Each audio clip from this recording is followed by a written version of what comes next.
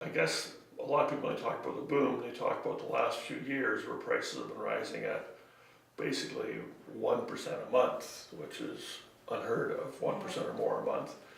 And so that's probably, it's hard to pin down an exact time because it was before that time prices were rising about 7 or 8% a year, and then they're up to 12 or 15% a year. So when did that happen?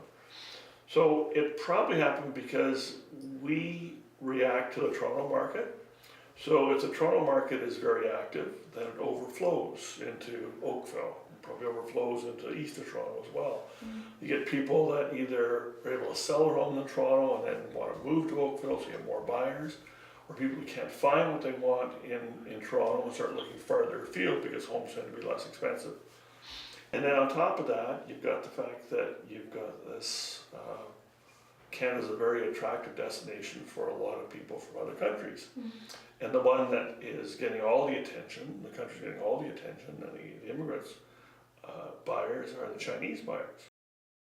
So I would say that the boom, as much as it was originally fueled just by young people, by Torontonians, by other Canadians, now you have added that, in our case, a large number of foreign buyers, especially Chinese buyers, dropped into a really small market and a very tight market where there isn't much activity. Prices go up. People are fighting for houses.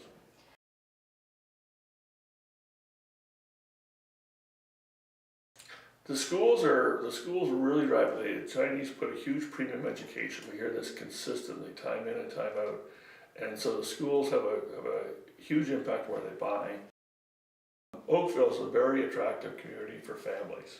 It might not be as attractive when you're younger, you want the pull of Toronto, but when you decide to settle down and you want to raise a family, then Oakville has all those ingredients. You've got the water, where you can get away to the water. If you want to get up to the country, it's easy to get up to the country in Oakville, 10 minutes you're out in the country. If you want parks, we have a great park system. The town consistently over the years has stopped development in any river valleys or ravines or forests, so we have parks and walking trails everywhere. And you've got the transportation, and we've got great GO train facilities, great highway. The hospital, I think, is going to be some more impact, certainly since they moved the hospital to the north end, to Dundas Street. That area has skyrocketed in popularity.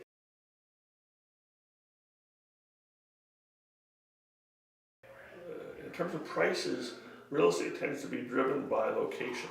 There's a saying in real estate about location, location, location. It's a cliche. But really it goes to the value and what you have to pay for a house.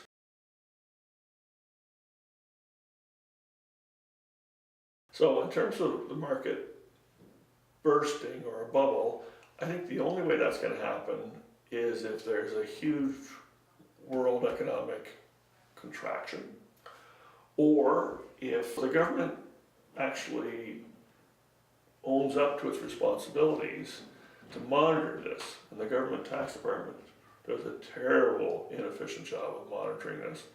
If they were to do it and institute some taxes like they've done in BC or like some other taxes that might actually introduce, then I think the market will slow down. In terms of it bursting, I think I'm of the opinion that it won't burst as much, it'll just sort of slow down. Prices will go back to the norm, where they'll go up 5 or 6% a year, which they've been doing for 40 or 50 years, rather than this 15% a year.